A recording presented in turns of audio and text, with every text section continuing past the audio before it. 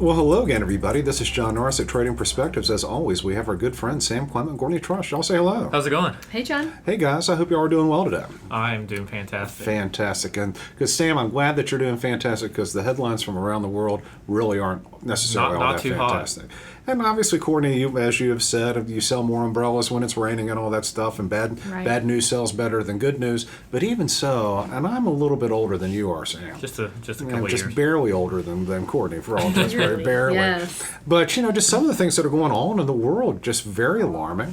Things like, obviously, the war in the Ukraine doesn't seem to be getting any better, and there's a humanitarian crisis in Afghanistan, economic collapse in a lot of emerging markets as the strong dollar is making their dollar-denominated debt more difficult for them to pay off. Thuggishness in Myanmar, North Korea is rattling its sabers again, China is flexing its muscle. Putin met with the Iranians recently. I'm not sure if you saw that. I did see that. And the drug and gang cartel, all the way down in Latin America, lack of leadership in Europe. I mean, Johnson is pretty much on the way out. Draghi, Lord knows what's going on in Italy. It just seems that no matter where we go, we're stumbling from problem to problem, and it just kind of begs the question, is there any leadership left in the world, and who's providing it if it is? Sam, your thoughts? I think this is something that is not a couple year issue that we've experienced. I think it's something that's probably been in the works for decades. Saying, the lack of global leadership and one person that the country kind of looks at overall as kind of leading the way for at least the Western world.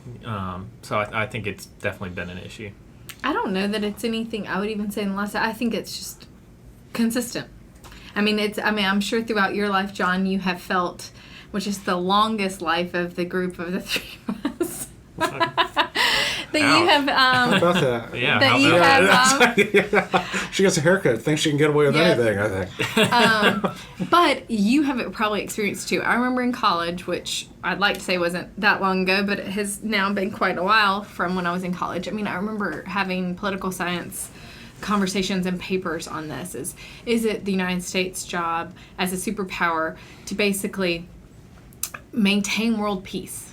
And I think that's a big burden to put on one country, and the financial, responsibility of that as well. And you look at prior wars that maybe haven't been successful for us, where we got in to conflict that wasn't necessarily directly related to our homeland security. Probably Vietnam is what you're referring to.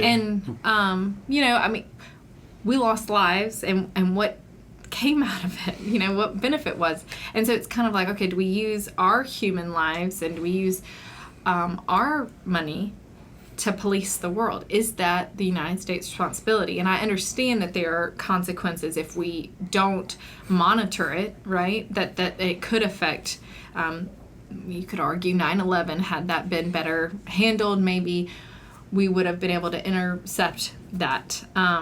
But at the end of the day, it's just hard to say my tax dollars should go, instead of dealing with hunger issues here in the United States and issues that we have here, we're going to spend those funds helping others around the world that government can't step up and do that. How much more time do we have left? A little bit. Okay, all right, great. Well, John, I'd like to remind you this was your suggested topic, so...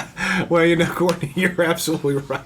Absolutely right on that. Back, mentioning about my being the longest lived person here on the podcast, back when I was dodging the bombs, red glare, rockets full of glare and all that stuff. Can you please explain that to listeners, what that time period was? This is the War of 1812. And this is at Fort McHenry. I was sitting next to Francis, and he was writing a poem. But in any event, the thing is, I think you're absolutely right. I have been around a little bit longer than you all, and I've seen perhaps maybe U.S. leadership change a lot, really, over the last, I'm 54. I've seen it's changed a lot. From the 70s, where we had a lack of confidence after Vietnam, the disastrous kind of end of Vietnam, and then the 80s and 90s, and we were kind of really on top of the world, and really over the last couple of decades where, it's been kind of interesting how we have kind of operated after the end of the Cold War. And I'm going to read just a little snippet of an article, or an opinion piece, I guess you should say, out of the Wall Street Journal by Walter Russell Mead.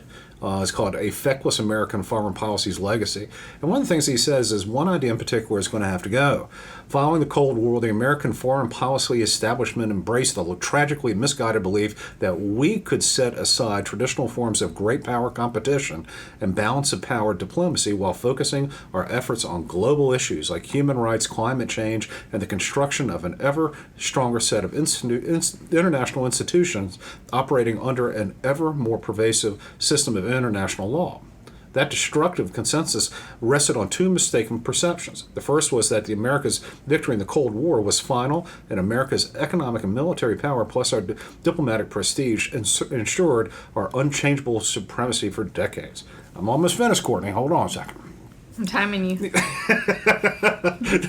The second was that the so-called rules-based world order we were using our power to build would be popular abroad and uncontroversial at home. The economic benefits of the free market, free trading world system were so great that no serious country abroad or political movement at home would be insane enough to challenge it. And the elegant international system was going to be so ethically beautiful and politically inspiring that countries all over the world would be irresistibly drawn into it.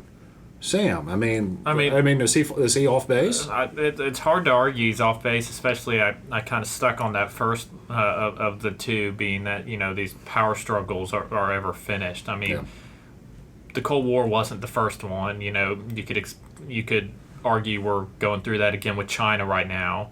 There's always going to be those kind of power struggles going on, and so that is obviously something that is not finite or not finished after the Cold War. Yeah, it's kind of like that game. Is it King of the Hill? I don't know. Yeah. Where you just throw everyone off that tries to take you off the top. Right. So it's like, okay, but everyone's always seeking to be at the top. But everyone's always seeking to be king of the hill. And so the idea that because you've conquered the hill that no one's going to challenge you again seems kind of crazy. Well, I mean, here I am. I mean, obviously I'm Gen X here. I'm an empty nester for all intents and purposes once John goes back to college. And maybe my view of how the U.S. should police the world, if that's the right, how we should use our power, might be different from yours, Courtney, and then yours, Sam. I've really dug what he had to say in terms of, we threw away just centuries-old sort of great power sort of mindset to focus on some softer issues, as opposed to military power and whatnot.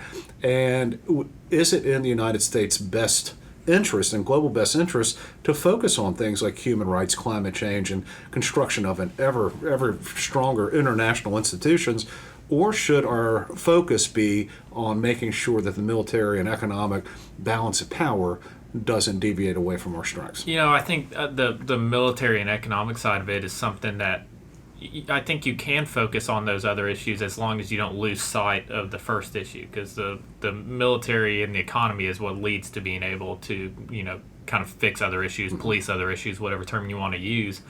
And a lot of those are valid issues, but there also needs to be this honest conversation about what our role is and what our ability is to fix some of these issues. Talking about climate change, the Paris Accord, what have you, yet you have countries, Eastern countries that are polluting multiples of what we are and what Western countries are. And so having these, harsh truths that, we can't fix this on our own, and decimating our own climate or our own economy for this issue that we can't fix, it's not solving anything, just makes a country weaker.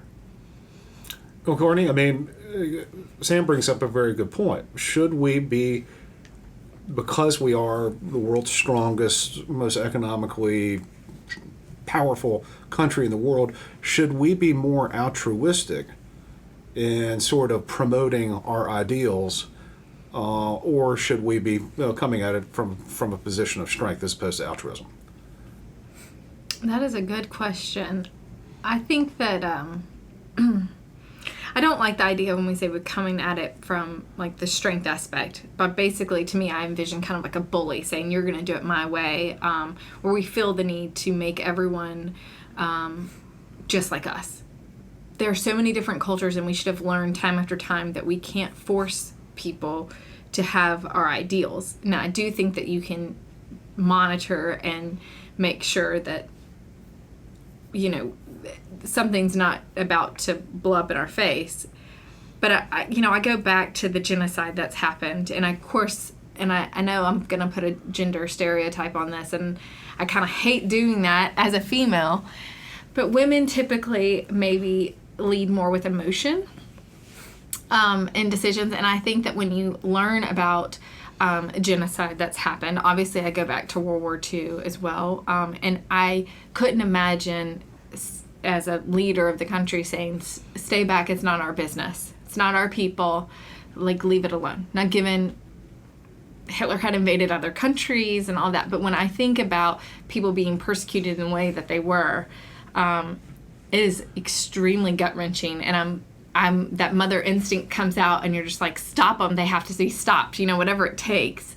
You think about genocide that's happened in Africa, I mean, tribal genocide and stuff like that it just seems so wrong, and that we should be involved and we should put resources to that. But when it comes to us putting resources to, like, basket weaving in other countries, or,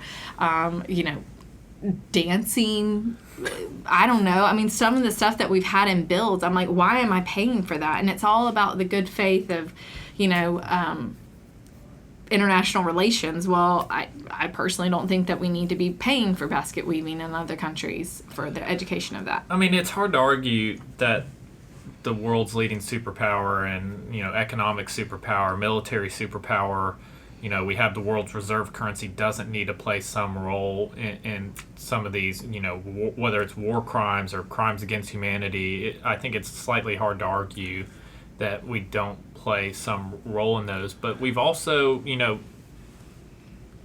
stuck our hands in pots that, like, are way less of a crime. Like, we've thrown coups in country just because we don't like the leaders. I mean, we've been a part of all these issues that aren't really going to these levels of genocide. So it's a point of what is our role in making everyone's government like we like it, and making democracies everywhere, right, and realizing that that's probably not going to actually happen, versus, thousands and millions of people are getting killed in a country and persecuted in a country. I think there's levels to it and differences in what is worth us spending money on. And, we've gone and fought wars to protect people in other countries, and I think Americans inherently are for that to an extent. But when we start losing lives for things that there isn't a clear purpose to it, and maybe it's because we like one leader in this country instead of another, I don't want my kids dying for some sort of role like that. Well, the thing is, you bring up some interesting points, because kind of, Courtney, kind of going back to your World War II discussion and whatnot, we obviously ended up getting involved there and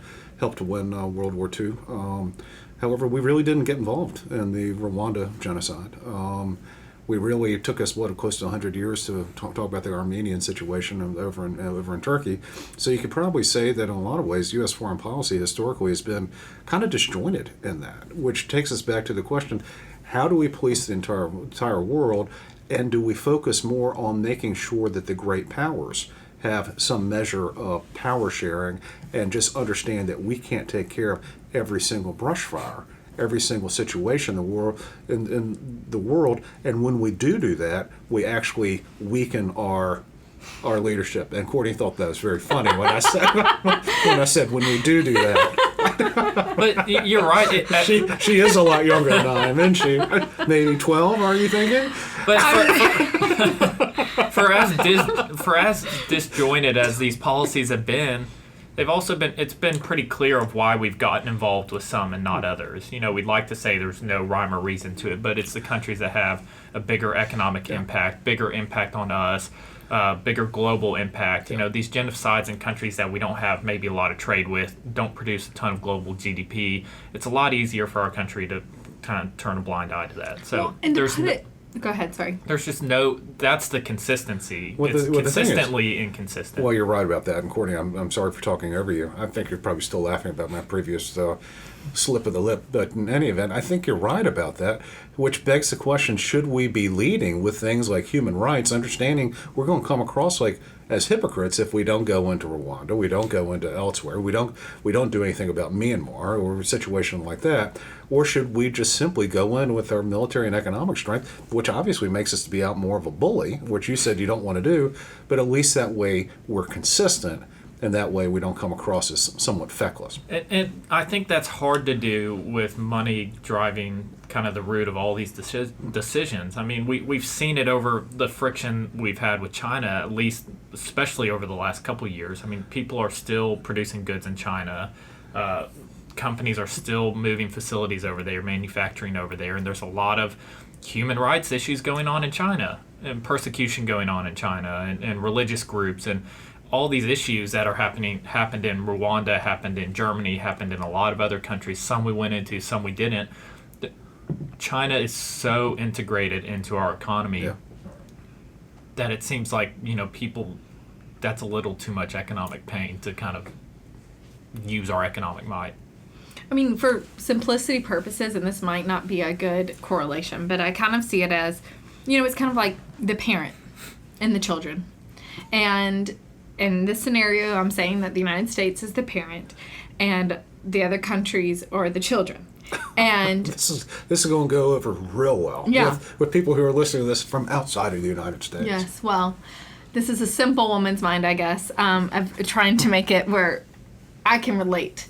But it is like, okay, well, when you give your kids a bunch of money, then they always are going to come to you. Why would they be incentivized to work for their own money or use their own money if, well, dad's got plenty? I can't tell you how many times my children, obviously they're younger ages and don't totally get the concept of money or how it works. And we communicate that we have to work for our money.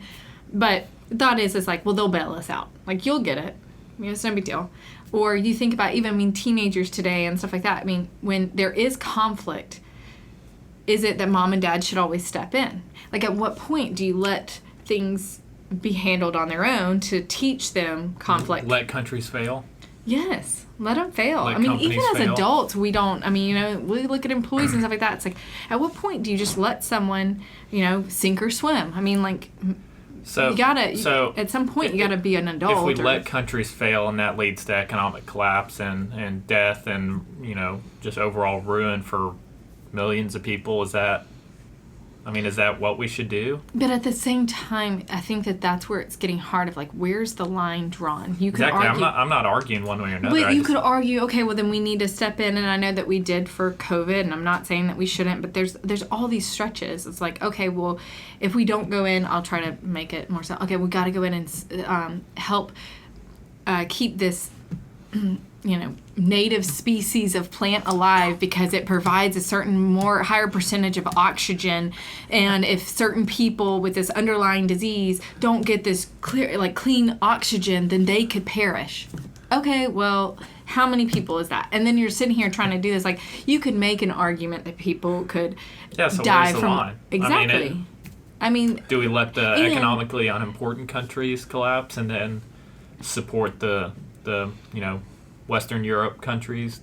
Well, no, but then you'd bring up China, and it's like, okay, well, if certain conflict is happening within China, how do you go into another country, another superpower, and sit there and say, okay, well, we're going to... No, you can't do that to your own people. World War II, John, to your point, it took us a while to get involved, but we did get involved, but there had been other countries invaded. It was a full-on war. It wasn't just within a country's borders. So I think that kind of also is, you're basically asking for war if we're going to go into another country. Well, I think you're right, particularly a country the size and the strength of China. Yeah. It's one thing to go into, frankly, Afghanistan. It'd be another thing for us to go over and land troops in Sri Lanka right now with all their problems right now. It's quite another to go and enforce your will on countries like Russia, even Iran, China, and arguably even North Korea, the so-called George Bush's axis of evil +1, I think. And it's difficult to do that type of thing. So, but when we take a look at all the sort of what people would call brush fires and all the problems that are going on in the world, it does kind of suggest that maybe, Courtney, you're talking about adults, it does kind of maybe suggest the adults have left the room. And maybe we've done this over the last 20 years in the United States without realizing it, that the rest of the world is looking for us to provide true leadership as opposed to sort of whatever the mission was in Afghanistan, whatever the mission was in the Middle East, whatever we were doing over in Mogadishu all those years ago, where we go and we don't have a defined objective. We don't know what the definition of success is, and then we just kind of get out when things get a little bit too difficult, And I think the rest of the world is kind of seeing this and seeing how it's been over the last 20 years and kind of going, okay, well, that's what we got going on now. Sounds like we could use a good process, put a process in place for all of us. I think there could be I think there is, I think there should be some measure of process. A more clear process, a better definition of success, and something that doesn't change every 2 to 4 years. And that's going back to sort of our political process. This is our economic playbook of what we're going to do for human genocide and things like that. This is what our foreign policy is. This is how the United States is going to enact it. And Courtney, having worked on the Hill, knows how absolutely naive this is going to be. Yeah. But it seems as though it would be in our best interest and the world's best interest if we did make really, truly what our aims as the world's primary global superpower, what our aims truly are, as opposed to kind of talking sometimes out of both sides of our mouth. Right. Just to win an election. Just to win an election. That's where I stand as Gen X, having lived through various periods of time of nation strength and weakness. And Sam, here you are. You've probably got the most to lose in terms of foreign policy. I definitely do. Yeah, namely, your life. At least for several more years, unless my bone spurs start acting up again. And then Courtney, you have all these boys at the house. It's we all have a little bit different view on just exactly what it should take. But I think we would all agree that probably needs to be a little bit better defined than what it has been, because we're kind of stumbling and staggering through kind of foreign policy, and I think that's really over the last 20 years, that's the reason. That is how we have gotten to this overall level of global angst, in my opinion. I agree. What do you think about that, Courtney? Yeah. All right. Well, guys, thank you all so much for listening. We always love to hear from you. Also, if you have any comments or questions, please, by all means, let us know. You can always drop us an email at tradingperspectives@oakworth.com, where you can leave us a review on the podcast outlet of your choice. Of course, if you're always interested in reading or hearing more of what we have to say or how we think, please go to oakworth.com and take a look underneath the Thought Leadership tab for all kinds of exciting information. Guys, y'all have anything last words on this topic? That's all I got. That's it, John. That's all I've got today, too. Y'all take care.